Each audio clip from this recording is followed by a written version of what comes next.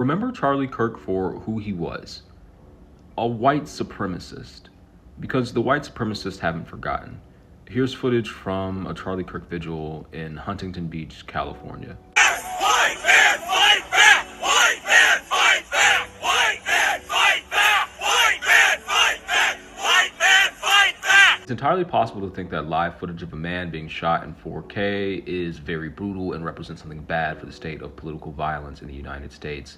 But you can do that without creating a mythology around who he was. Matthew Dowd was fired from MSNBC for insensitive on-air comments after the Charlie Kirk shooting, he's been one of the most divisive, especially divisive younger figures in this, who was constantly sort of pushing this sort of hate speech aimed at certain groups. And I always go back to hateful thoughts lead to hateful words, which then lead to hateful actions. And I think that's the environment we're in. You can't stop with these sort of awful thoughts you have and then saying these awful words and not expect awful actions to take place.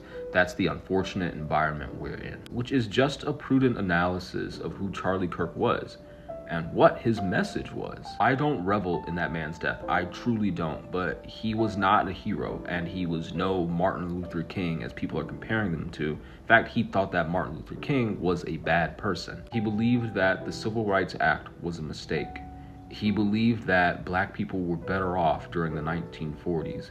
He believed that, in reference to mass shootings, that some gun deaths were an unfortunate acceptable trade for the cost of freedom. It is more dangerous to pretend like he wasn't those things and that he was simply someone who had slightly different political beliefs. I also don't want you to take my word on it. I want you to take his. When blacks in America did not have the same rights they had today, they were less murderous, there was less break-ins. Why is that? And the data shows they were actually better in the 1940s. It was bad. It was great replacement theory. They want to replace white Anglo-Saxon Christian Protestants with Mexican Nicaraguans, with El Salvadorians. You're comparing abortion to the Holocaust. Absolutely I am. In fact, it's worse.